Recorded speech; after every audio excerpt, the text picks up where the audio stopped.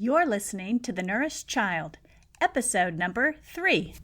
Feeding is just as important as food, if not more so. Today on the Nourished Child podcast, I'm talking about feeding styles, or in other words, the approach and the attitude you use to feed your child, and how it can help or hurt your child's relationship with food and his self-regulation of food intake. Welcome to the Nourished Child podcast, a show about childhood nutrition, feeding kids, and dealing with the ups and downs of growing a healthy child. Here's your host, registered dietitian and childhood nutrition expert, Jill Castle.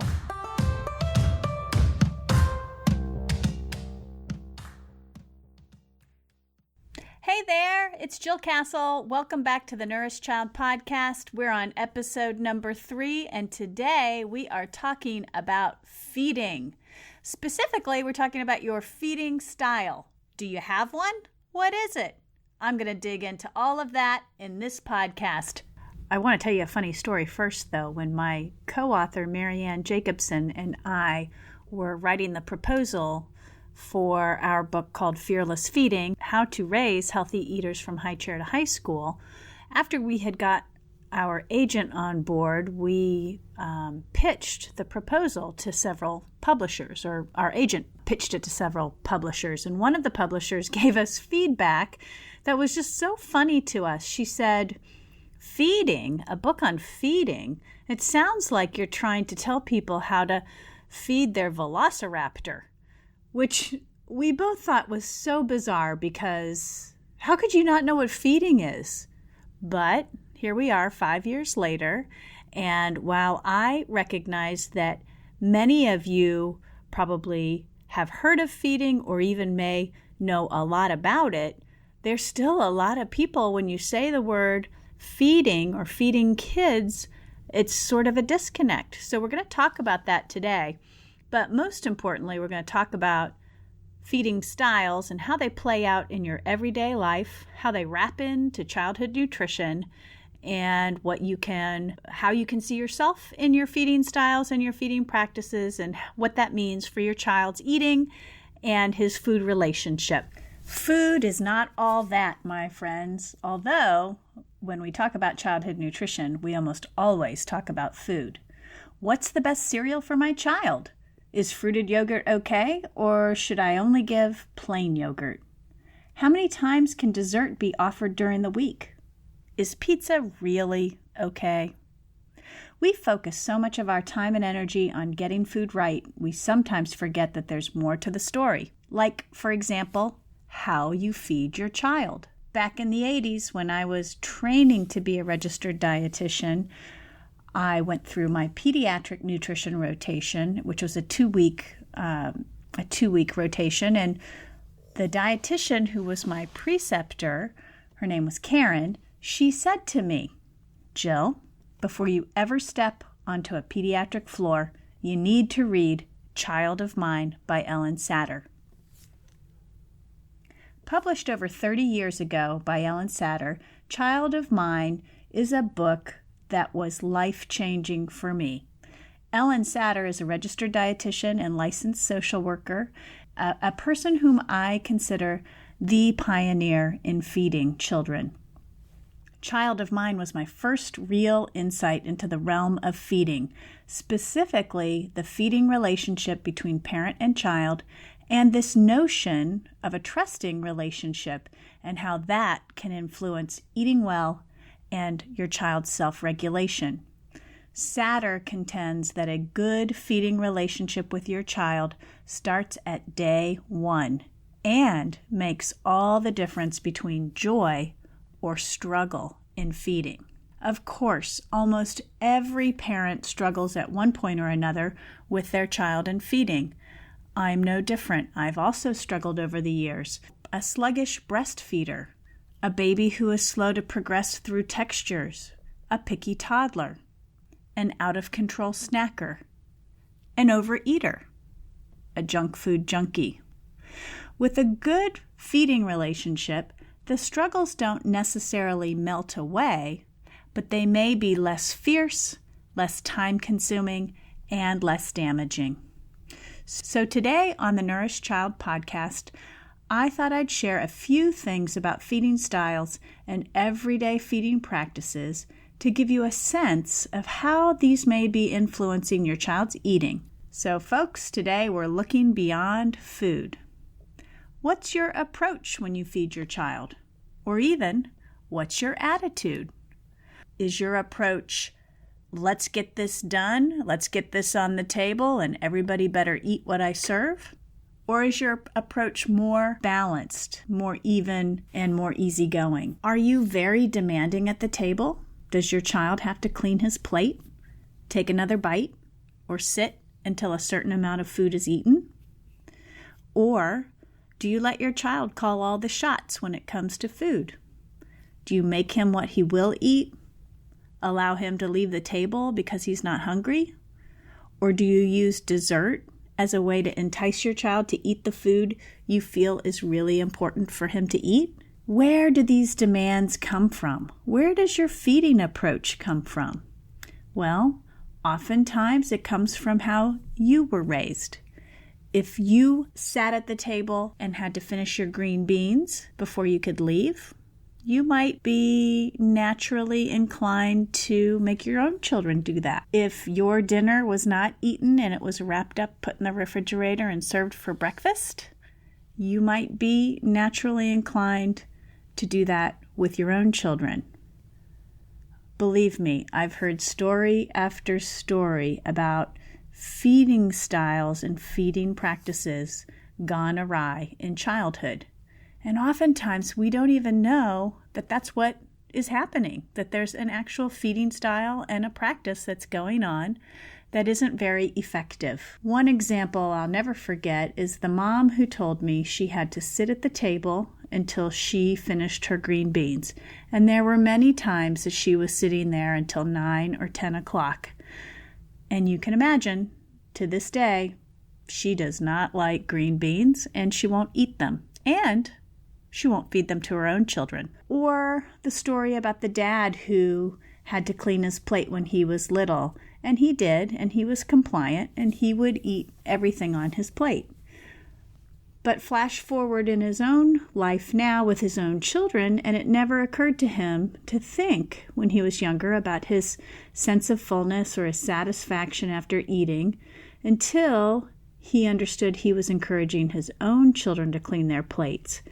And it turned out that one of his kids were really picky and the other child was overeating. The point of this show today is not to point fingers or make you feel guilty about how you feed your children, but really it's just to bring an awareness around how you feed your child and the impact it might have on your child's eating.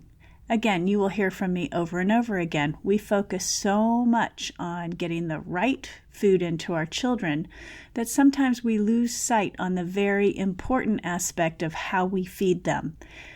We know from a lot of research that how we feed our children can have a potential impact on how well they eat and how they feel about food. So that's what I want to dig in today. I want to dig into feeding styles.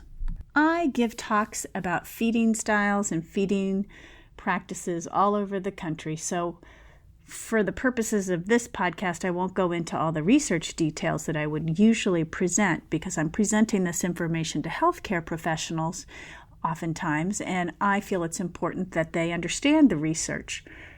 What I can tell you about the research before we get into the specific details of each feeding style is that the research is by nature associative. What does that mean? It does not mean that if you have a certain feeding style, it causes a specific eating problem in your child. That's not what the research shows. The research is showing associations or a likelihood that something could occur. That's a really important part of this whole topic to remember. Just because you might recognize something in yourself, say you recognize that you might be a little controlling with feeding your child, that doesn't necessarily mean that your child is going to have problems with eating. It just is really meant to showcase a bigger, broader picture of feeding in the context of childhood nutrition. So my point is to give you a good sense of how your feeding style may be playing out at your table, and to give you some things to think about and reflect on regarding whether your feeding style or the practices that you use, the approaches you use day in and day out with feeding your child, is causing a problem or not. I do have a huge passion for the how of feeding, and you will almost always hear me touch on this aspect of childhood nutrition with almost everything that I discuss. So this podcast is really helping you to understand or have a basic understanding of feeding styles. So let's dig in. Feeding styles are what I like to call the approach and the attitude you use when feeding your child. Feeding styles are closely related to your parenting style, and as I mentioned before, they generally come from how you were raised around food and eating as a child. So it's sort of natural. If, for example, if you had a parent who was a strict disciplinarian, as a parent yourself, it is sort of a go-to reflex almost to be a strict disciplinarian also. And the way, if you don't want to be a strict disciplinarian, you have to really think about and make a conscious effort to change your behaviors. Because again, what we learn as a child is really sort of rooted in our fundamental approach to parenting. There's been a lot of research done on feeding styles, and as I mentioned, I want to go through some of these different feeding styles so you have a good background on them. One of the feeding styles is called the authoritarian feeding style. And basically, it's characterized by a parent who has a low sensitivity to their child's hunger and their child's fullness. They're not very sensitive to their child's food preferences, and they may also be demanding about what types of food they want their child to eat and how much food they want their child to eat. I call this the do as I say, not as I do approach. Another way to think about it is commonly referred to as the clean your plate club. There's a lot of structure with this feeding style, and that can be a good thing because I do believe structure with feeding children is a very good thing. And there are clear rules, but as I mentioned before, that structure and those rules oftentimes transcend a child's ability or their own sense of food regulation and food preferences. So what the research gives us insight into is that children who are raised with an authoritarian feeding style may be out of touch with their own sense of hunger and their sense of fullness. And they may also be more inclined to be overweight, and that relates back to their lack of sensitivity to hunger and fullness. And there's also some research that shows us that children who are raised with an authoritarian feeding style may have a lower fruit and vegetable intake. So what does that really mean? Some of the practices that we see parents using when they tend to have an authoritarian feeding style is that they use rewards to incentivize their children to eat certain foods or eat certain amounts of food. Classic example is if you offer your child dessert if he will eat all the broccoli on his plate for dinner. That's an example. Another sign that you might have an authoritarian feeding style is if you're restrictive with food, if your child's not meeting your expectations, or you're restrictive with allowing your child to have indulgent foods like sweets or candy or desserts. Another sign that you might be using an authoritarian feeding style is that you pressure your child to eat. You pressure your child to take another bite or to finish a certain amount of food on the plate before he can leave the table. Again, just to re-emphasize and reiterate what the research tells us about the authoritarian feeding style is if you have it, your child might be having difficulty regulating her own appetite. She might dread coming to the meal table. She might eat poorly, either not eating enough or not eating good quality, nutritious foods. She or he may value desserts and sweets over healthy food, and might even have problems with his or her weight. The second feeding style is the permissive feeding style.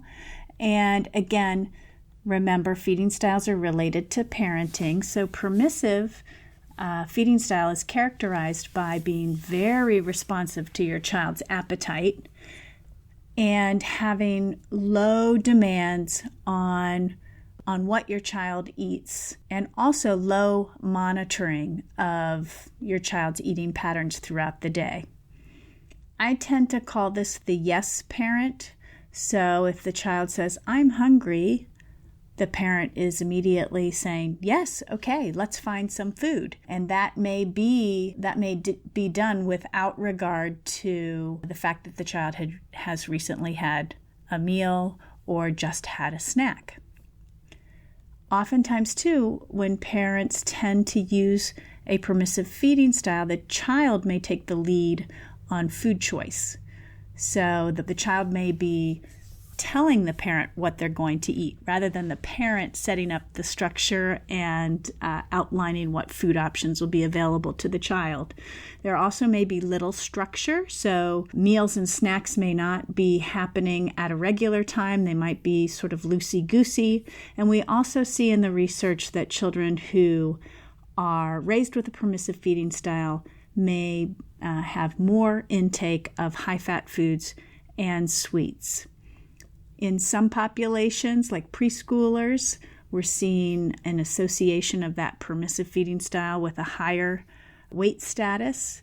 And again, these are all associations. They are not necessarily causing these eating problems, but there is some evidence that suggests there's a role in your feeding style in terms of your child's eating behaviors, and possibly even his weight status. So again, some signs that might tip you off to whether you're use of permissive feeding style. If you say yes frequently to your child's food requests, if you find that you're constantly feeding your child all day long and you don't really have a good system or structure set up for meal times and snack times, if you're a short order cook, meaning you're coming to the table and your child says, "Oh, I don't like that dinner," and you jump up and make something different or offer something different. If you're finding that your child is really the one calling the shots with food choices rather than you, then you might be influencing your child's eating with a permissive feeding style. We know that some children, when raised with a permissive feeding style, may prefer sweets and fatty, savory foods over healthier foods. They may be calling the shots with food selection, as I mentioned before. That child might be upset and throw tantrums when unfamiliar foods are offered. He may eat a limited variety of foods, be a picky eater, and or have problems with his weight. The third feeding style is the neglectful feeding style, and there's not a great big body of research on this type of feeding style, but it is characterized by low responsiveness to a child's hunger, fullness, and food preferences. And also there is a low demands for eating and food choice, and also low structure around meals and snacks. That plays out to be a lack of rhythm with food and eating, potentially unreliable meals and unreliable food. We see in the literature that children who are raised with a neglectful feeding style may be more focused on food. They may be twice as likely to have weight problems, either underweight or overweight, and may be emotionally insecure when it comes to food. So how does a neglectful feeding style play out in the home? If you have irregular meal times and an erratic food supply, for example, you might not shop for groceries on a regular basis, or meals might be willy-nilly based on what's going on during the day. When I say irregular, I mean like real big swings between the timing of meals and snacks. So it's not like breakfast is happening between 7 and 8. It's like sometimes breakfast isn't happening at all. What can happen is, again, your child can become insecure with food availability at meal times. They might be questioning what, when, and all those other details about meals and food. And they may seem more focused on food than other children. Last, the fourth feeding style is called the authoritative feeding style, and it tends to be highly responsive to a child's food preferences and his appetite, but also highly demanding of a child's following within the structure of food and feeding within the home. So I call this the love with limits feeding style. You'll see structured feeding, boundaries with eating, reasonable choices, and you'll see a parent who responds to their child's hunger, fullness, and their food preferences, meaning that they take all of those things into consideration when feeding their child, but they don't necessarily let these things rule the situation. In the literature, children who are raised with an authoritative feeding style tend to be leaner, eat more fruits, vegetables, and dairy products, and even whole grain products. These kids tend to be more active, and the authoritative feeding style may be protective against emotional eating. So as you can imagine, the authoritative feeding style is the good feeding style. It's the feeding style we all want to strive for. It's warm, it's involved, and it's sensitive to your child, but it also encourages your child to be mature and to have self-control. We know that there's an association with children being leaner and more active and who also eat healthier. And this feeding style is based on trust, a belief from the parent that your child can regulate his own food intake and that your child can recognize his own hunger and his own satiety, and trust from the child that the parent will provide pleasant, structured meals and snacks. So to recap, how does the authoritative feeding style play out in your home? You, as the parent, would have predictable meal times in a regular place. You would determine what the meals and the snacks would be, and you would help your child eat based on his appetite. Children who are raised with the authoritative feeding style may feel good about meals and joining the family at the meal table, be able to regulate their own appetite, eat more fruits, vegetables, whole grains, and dairy foods, have a good sense of when to eat and when to stop, and have a say in what is served, but they are not in control of what is served. You know, I mentioned Ellen Satter at the top of the show, and I would be remiss if I did not mention her cutting-edge idea of how we go about feeding our children. She has coined the term the division of responsibility, and this division of responsibility pertains to feeding children. It's based on the child and the parent having two very separate jobs. The parent's job is a feeding job, and the child's job is an eating job. If you break it down even further, the parent's job is to determine what foods are going to be served, where they're going to be served, and what time they're going to be served. And the child's job of eating is broken down to whether they're going to eat what is served and how much they're going to eat. So this division, if you can imagine, there's a clear line between the parent and the child. And the parent stays on their side of the program, and they focus on planning out the meals, planning out the timing, and planning out the location. And the child on the other side of that big division, or that big black line, is working on whether they want to eat what's been served to them and how much they're going to eat based on their appetite or based on their desire to eat. When you follow this division of responsibility, you steer clear as a parent from telling your child what to eat and telling your child how much to eat. Likewise, a child is not going to be telling the parent what is to be served for meals, where that eating is happening, or what the timing of the eating is happening.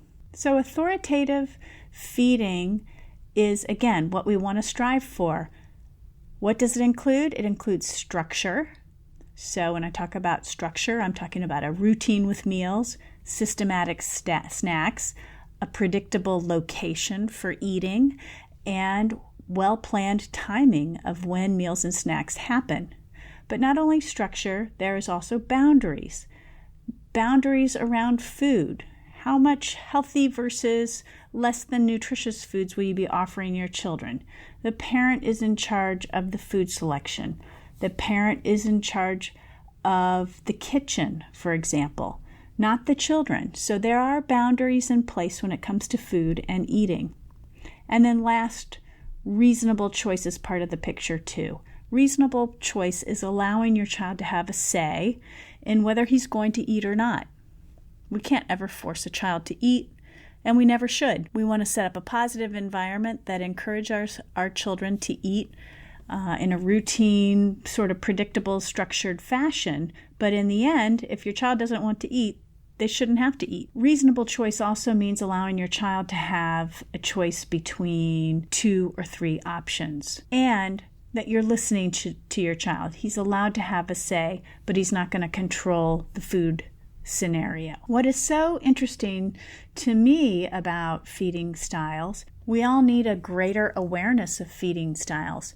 Even some of the negative practices that we know that are related to feeding styles, when we see them play out, they don't help our children eat better. For example, some interesting research findings and survey findings. 55% of parents of 3-year-olds use rewards to get them to eat healthier. We also know that restricting unhealthy foods, especially sweets or desserts, can potentially lead to a greater intake of those foods and a preference for them. Putting too much pressure on our children to eat vegetables or to take another bite actually lowers their ability to regulate their intake. We see that they might eat less fruits and vegetables, even though that's what we're trying to get them to eat more of. Another interesting thing is that 85% of parents try to get their children to eat more at mealtime by using praise, rewards, and pressure. And this one really gets me. 50 to 60% of parents ask their middle school and high school students to clean their plates. And 40% of parents asked these kids to eat more, even when they said they were already full. So you can see that your feeding style might be influencing how well your child eats. Of course, your child's personality and temperament is going to play into this scenario also. Easygoing kids aren't going to complain when you pressure them, but they might not eat very well. Strong-willed children might fight you all the way and walk away with bad feelings about how they were raised and how they were fed. So you can see that feeding matters now, no matter how old your child is. Getting started from the get-go with positive feeding is key. So as we come to the end of this show, I want you to remember a few things. Feeding is equally as important as food. And if you need a reminder, you can go back to the Nourished Child Podcast, episode 2, for how to put food in its place. The other thing I want you to remember is that the trust you develop with your child around food and eating will potentially lessen the struggles that will, of course, inevitably come up. Have faith in a positive, trustful food relationship with your child. And don't feel badly if you're messing up in certain feeding areas. These are honest mistakes and they come from childhood. You can learn a new way, and we can all be better in our feeding approach and our feeding attitude.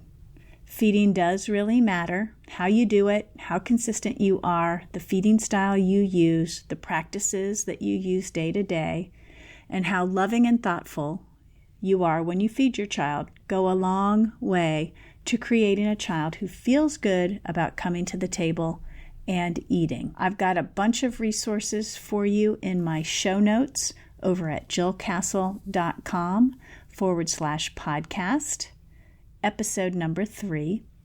And because short order cooking is one of those practices that can take root and get out of hand quickly, I've got a short order cook syndrome freebie for you, and I've put the link for that in my show notes so that you can go and grab that. Thanks so much for being here today and listening to the show. I super appreciate you tuning in, and I hope that you learned something today about feeding styles. If you have questions about them, don't hesitate to send me an email, drop me a line, let me know what you think about that.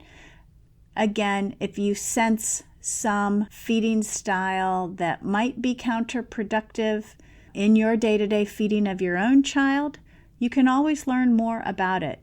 In my book, Fearless Feeding, How to Raise Healthy Eaters from High Chair to High School with my co-author Marianne Jacobson, we dig into feeding at every stage of childhood. And we look at the research and we offer you some really helpful guidelines to overcoming negative feeding styles and practices and really getting positive feeding on board. It's effective and your kids will absolutely love you for it. As always, have an awesome day and take that little one and give them a big squeeze.